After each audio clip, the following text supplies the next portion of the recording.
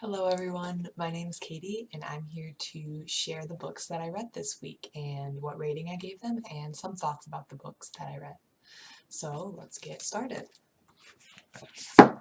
First book I read this week was a comic, actually. It was Mutiny at Mancala. So it was a Star Wars comic. Let's get this in here. Pretty thin, did not take me very long to read it all. It was by Kieran Gillian. And technically this is volume 8 in a series, but my library has an issue with having all the volumes or all entries in a series in the library. They don't always order them all. So I just pulled this one off the shelf because it looked interesting, and I think it works as a standalone. I don't really think you really need to know what was going on before or what was going to happen next to enjoy the story, although that might add some more context to it. It definitely can be read as a standalone like I read it. Simple story with our usual cast of heroes. We have Princess Leia, we have Luke, we have Han, we have Chewie.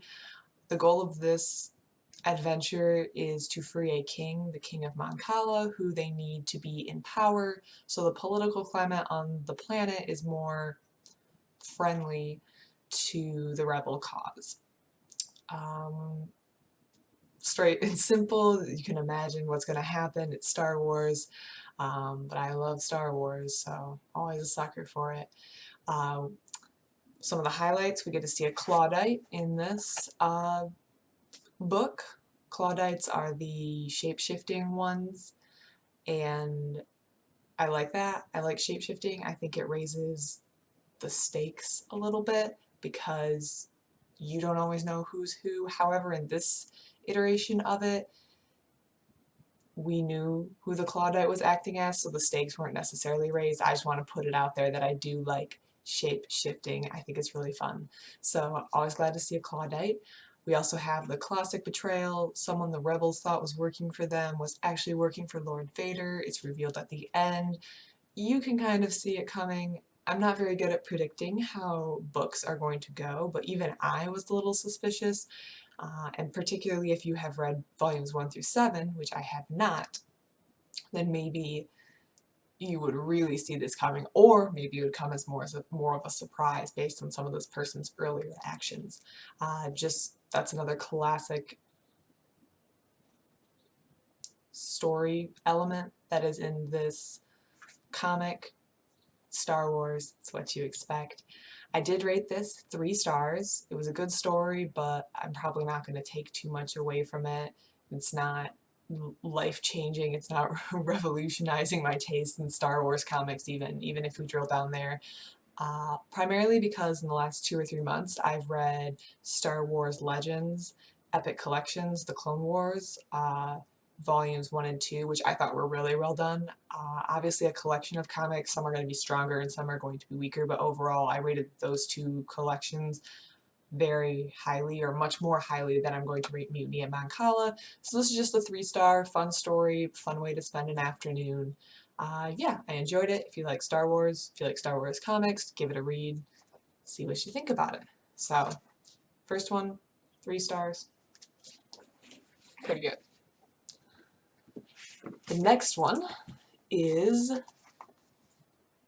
Deaf Republic by Ilya Kaminsky. This is a collection of poems, but they're all related. It's telling one story throughout. I picked this one up on a whim. I saw it on the news shelf at the public library, so I pulled it off and thought, Deaf Republic, well, what's this about? I have to say, I do not... I'm very polarized on poetry. I am picky on what I like and what I don't like, and some of that probably stems from the fact that I'm not well read in it. I do not claim to be well read in it, and I am trying to rectify that, but in the meanwhile, I'm just really picky because I don't know what I'm looking at or what I'm reading. So I did read Deaf Republic, another quick one, only, it looks like 76 pages, and this collection of poems takes place in an occupied territory. It feels very much Soviet Union occupation, based on some things they tell us in the book, but it's not a retelling of a true story as far as I could tell. It feels like it could be set anywhere where there is a people being oppressed by another power. They just chose maybe a Soviet Union feel just for stylistic choices, or maybe based on an author's experience.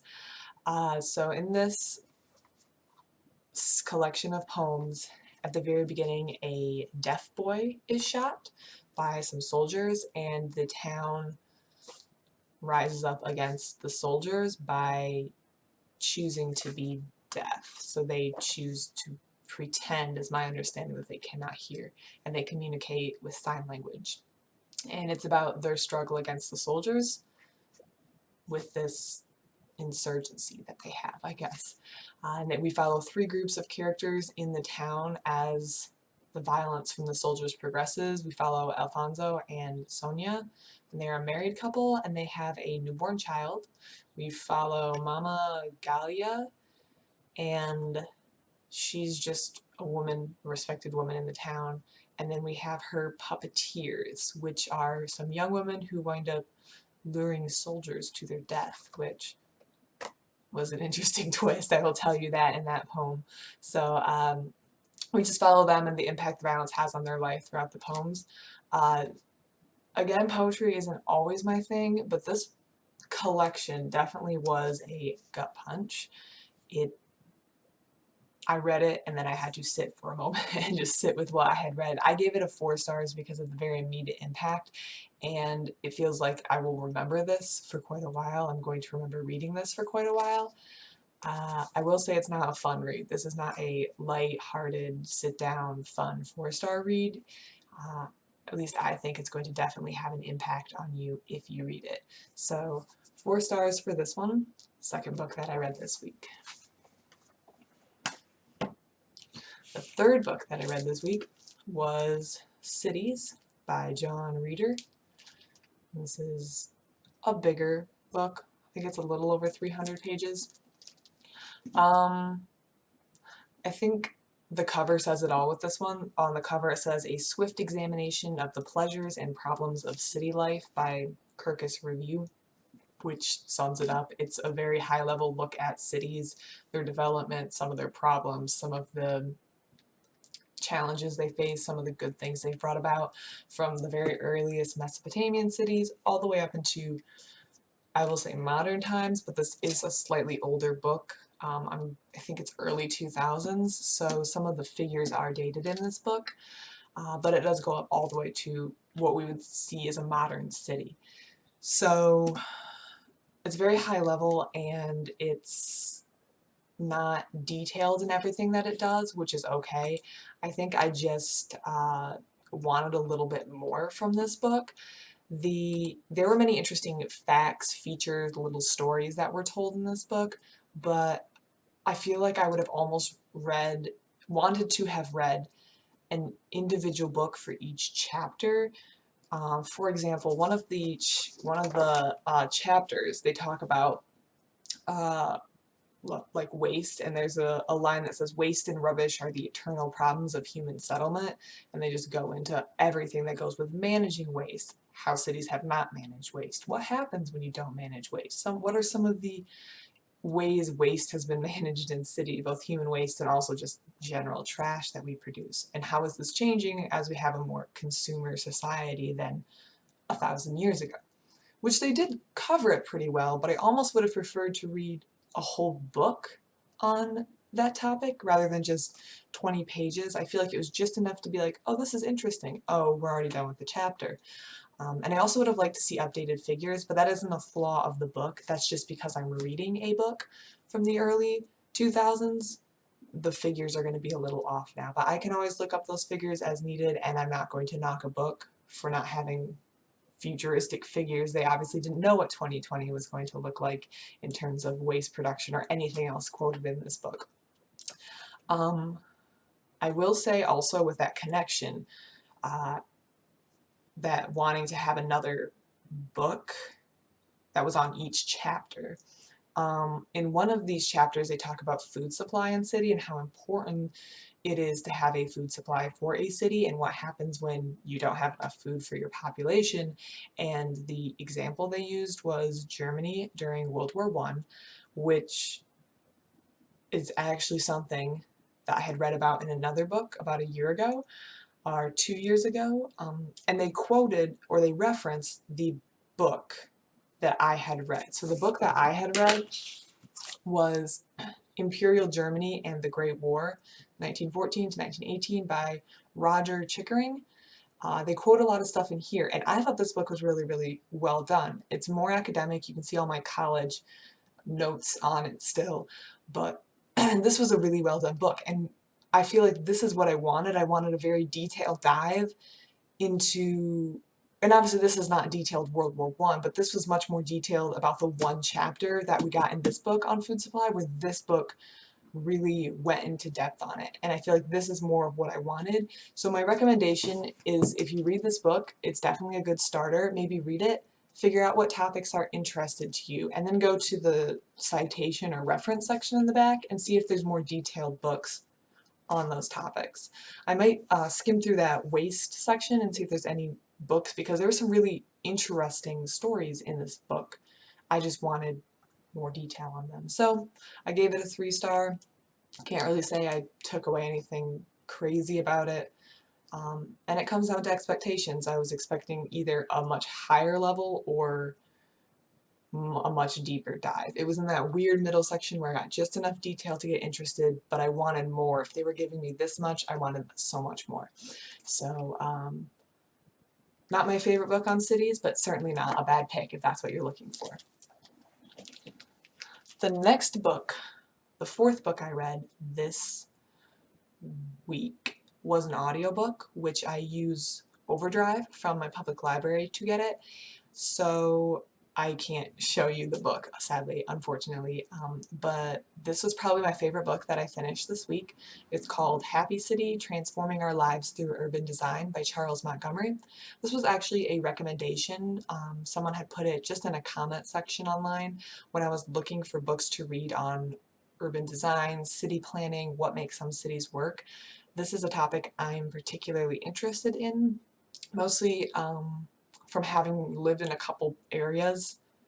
I was very curious as to what makes some areas work better than other areas, why I felt more at home in some cities than other cities, and not just due to the amount of time I've spent in the city, what makes some cities much more pleasant to live in, why am I completely turned off by some cities and I'm like, I will never live there.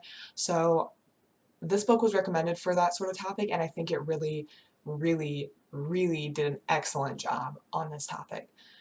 To the point where I wish I had been able to read it in print, but my library system doesn't have this book in print as far as I know, which is why I had to do the audiobook version of it. I remember plenty from audiobooks, but I remember things more when I physically read it. And in this case, I wish I had remembered every single sentence of that book, because this book was very well done. I feel like the author did a good job of breaking down all the aspects of cities, what works, what doesn't work, what's going wrong. They give plenty of examples from around the world in this book.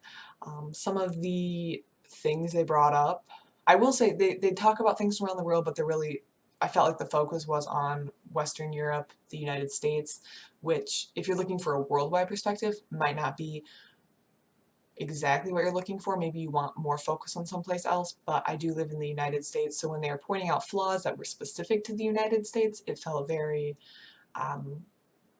it was applicable. It was what I was looking for. It was the information I was looking for.